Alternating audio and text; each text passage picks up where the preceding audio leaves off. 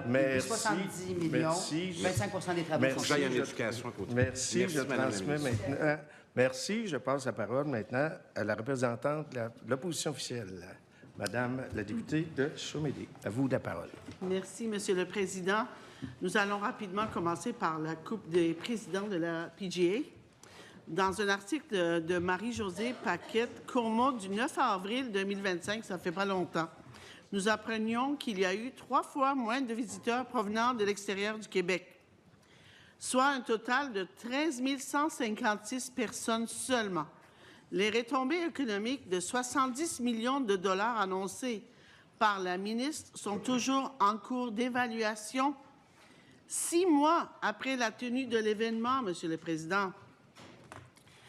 Est-ce que la ministre du Tourisme peut nous dire à quel moment les retombées économiques de la Coupe des présidents de la PGA seront disponibles? Madame la ministre. Merci, Monsieur le Président. Merci à la collègue pour la question. Oui, la Coupe des présidents au Club de golf Royal Montréal, toujours dans la perspective des orientations gouvernementales d'aller chercher des événements de grande envergure, que nous puissions donc attirer le monde chez nous au Québec. Important de préciser que les données au sujet des nuitées, bien, on les a dépassées. Maintenant, l'analyse finale sera présentée, puis évidemment, on vous la partagera. Des retombées de la part de l'événement vont s'amener prochainement et on aura évidemment pour vous l'occasion de présenter de façon plus granulaire. Donc, la PGA va nous fournir ces éléments-là là, dans prochaine semaine, prochain mois. Est-ce Merci. que vous avez une date? Madame la députée. Monsieur Non, le j'ai pas de Président, date, est-ce qu'il y a Madame. une date? Non, pas de Donc, date. est-ce que ça serait comme un mois, 2 mois, 3 mois, un autre 6 mois? Je ne sais pas. D'ici un mois ou deux, me dit-on, Madame OK. la députée, qu'on sera en mesure de vous le donner. Là. Vous allez vous engager à transmettre les informations à la commission disponible? Absolument, Monsieur le Président. Merci. Merci beaucoup. Est-ce que dans l'étude sur les retombées économiques, vous allez mesurer l'effet net sur l'économie de l'événement ou votre analyse se limite au nombre de nuitées dans les hôtels ou aux dépenses des touristes? Madame la ministre. Merci, Monsieur le Président. Est-ce que vous me donnez l'autorisation de donner la parole à mon sous-ministre pour expliquer de façon très spécifique comment sont calculées ces retombées-là, au-delà de ce que vous mentionnez, le communauté, Madame la députée? Merci. Monsieur, vous vous présentez, s'il vous plaît, à nouveau? Oui, Jessie Baron, sous-ministre du Tourisme. Donc, évidemment, dans ce genre d'événement-là, ce qui est important pour nous quand on apporte le soutien, c'est de travailler avec des chiffres qui sont solides. Donc, nous, on travaille avec l'Institut de la statistique du Québec pour avoir un modèle qui retient uniquement ce qui reste dans l'économie. Parce qu'on a pu voir, par exemple, plus à l'échelle canadienne, par exemple, souvent des chiffres qui sont, on considère au ministère du Tourisme, un peu gonflés pour certains événements qui vont prendre en compte, par exemple, les effets induits. Qu'est-ce que sont les effets induits? Par exemple, un employé qui va travailler dans l'événement, les sommes qu'il réinvestit dans l'économie, on considère, nous, que c'est à exclure, dans le fond, ces effets-là du calcul des retombées économiques que l'on fait. Donc, dans le cas du dossier de la Coupe des présidents, on a reçu différentes informations du promoteur. Maintenant, on est en train de passer ça à l'interne, si vous me permettez l'expression, dans notre modèle, le modèle intersectoriel qu'on a travaillé avec l'ISQ. Et puis, on va être en mesure, nous, de voir quelles sont les retombées. Et c'est souvent ce qu'on fait pour voir les événements internationaux, quelles sont les retombées exactes.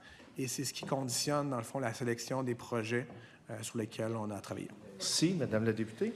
Le 25 septembre 2024, la ministre disait en mêlée de presse « J'ai accès à la planète et dans le cas de la Coupe des présidents, c'est 6,5 millions pour 71 millions en retombées économiques et 45 000 touristes hors Québec qui viennent ici à Montréal et qui génèrent des dépenses touristiques. » Ça, c'était dans ces mots.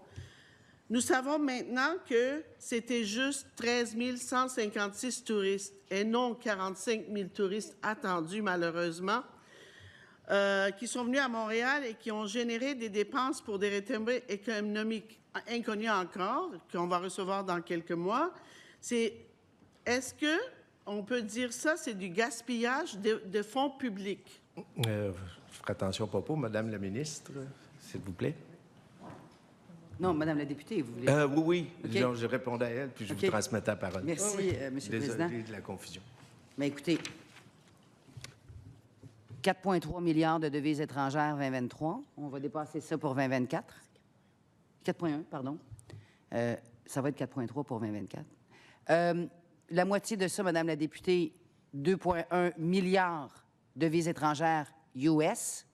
Dans les coffres de l'État, 600 millions pour dispenser des services. Écoles, CPE et autres. Les événements touristiques internationaux sont capitaux pour le Québec.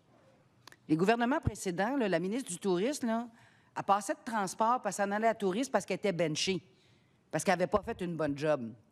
Puis d'autres gouvernements mettaient un ministre du Tourisme, oh, on va laisser là un mois et demi. Après ça, on va l'envoyer dans un vrai ministère. Ce gouvernement-ci du Québec considère l'industrie touristique et son ministère comme étant le 4e produit d'exportation qui est hyper important.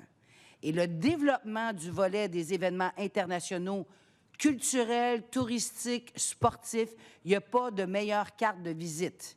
Maintenant, pour ce qui est de la PGA, on a généré 50 000 nuitées. Vous parlerez à votre collègue de l'Association hôtelière.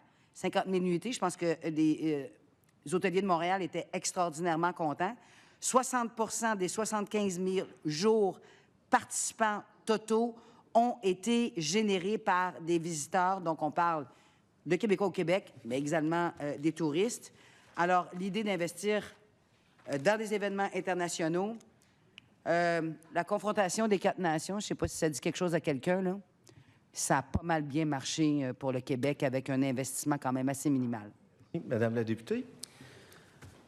C'est beau ce que vous dites. Madame la ministre, ce qu'elle dit, c'est vraiment beau à écouter, mais le gouvernement du Québec, on est déficitaire de combien? 13,6 milliards avec le dépôt de crédit dernièrement. Donc, les milliards que vous dites que le tourisme apporte, on doit aller chercher encore plus, 4-5 fois. Mais on n'a pas de résultat. On va l'avoir dans 2 mois. Donc, on ne sait pas combien ça nous a rapporté. On ne parle pas général et ce n'est pas suffisant. Pour le PGA, c'était quoi les retombées? On ne sait pas. Donc, on va le savoir dans presque 2 mois peut-être. Mais le fait, c'est que les 13 156 personnes, c'est ça les montants qu'on a reçus et non qu'est-ce qui était attendu. Et puis le montant qu'on a mis, le 6,5 millions, puis on s'attend à 71 millions. Donc, vous êtes confiante qu'on va avoir 71 millions. C'est ça que vous êtes en train de me dire. Madame la ministre.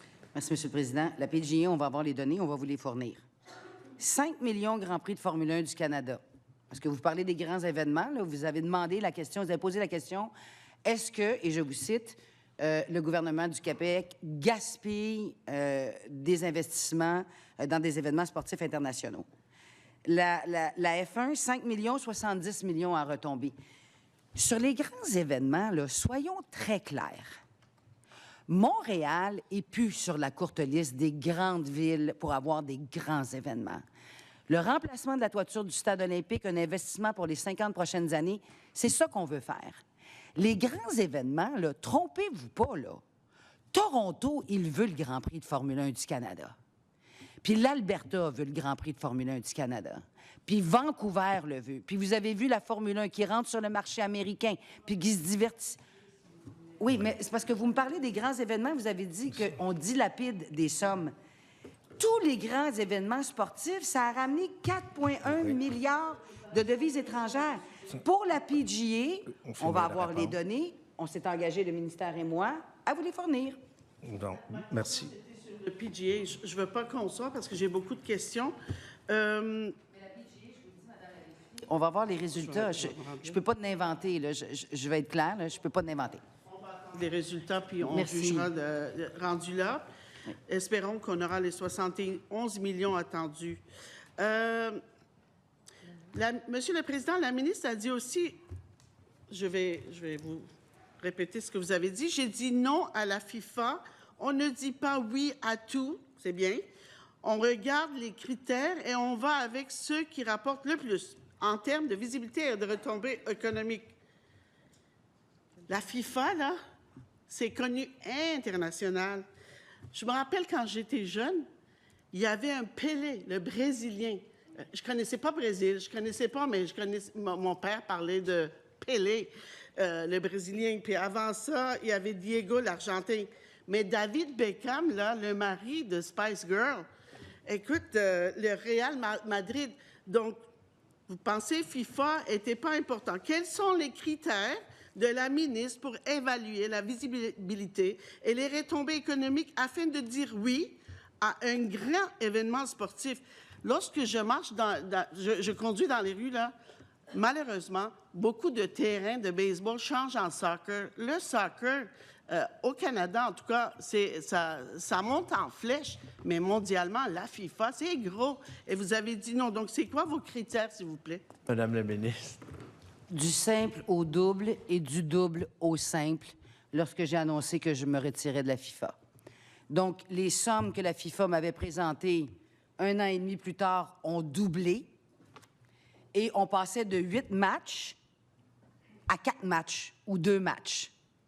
Puis les matchs qu'on avait, là, je fais de l'humour, là, on allait avoir Kazakhstan contre Vatican. Là. À un moment donné, c'est suffisant. On fait des analyses rigoureuses de la part. Je suis très sérieuse, là. Passer du simple au double en termes de demande avant d'avoir le cahier de charge final de la FIFA. Demandez à Toronto comment ça va, l'explosion des coûts pour tenir la FIFA. Ils sont rendus à 1 milliard pour avoir des matchs de la FIFA. Ils sont obligés d'imposer une nouvelle taxe à Toronto pour payer la lubie de la FIFA. À Vancouver, ils sont également à friser le milliard de dollars pour avoir la tenue de match du côté de Vancouver. Nous, on a agi hyper rapidement. D'ailleurs, Martin Leclerc a écrit un méchant bon article là-dessus. En quelle année? Je ne sais plus. En 2023, pour dire, est-ce que le Québec était devin sur le dossier de la FIFA? Good call. À la députée. Merci. Monsieur le Président, cet été, nous attendons un bon achalandage, d'après ce qu'on entend, dans notre magnifique province. Selon Véronique Tremblay, PDG de l'Association de l'hôtellerie du Québec, les Québécois semblent vouloir prendre leurs vacances au Québec dans le contexte actuel. Mais pour répondre à cette demande, il faudra des ressources sur le terrain. Monsieur le Président, que répond la ministre à Mme Tremblay lorsque celle-ci demande davantage de ressources humaines sur le terrain? Madame la ministre. Bien, c'est pas vraiment une question, là, Madame la députée. Là, je m'en excuse. Là, je suis pas sûre de saisir votre question. Là. Mais la question, c'est Madame Tremblay. Que répond la ministre à Mme Tremblay lorsque celle-ci demande davantage de ressources humaines sur le terrain des travailleurs? Ressources humaines. Ah, mais vous voulez parler pénurie de donc, main-d'œuvre, Madame, la merci. Parce monsieur. qu'elle parle, pour finir, l'été s'en vient vite, il est minuit moins 1, on a besoin de solutions urgentes pour sécuriser notre main-d'œuvre, affirme-t-elle.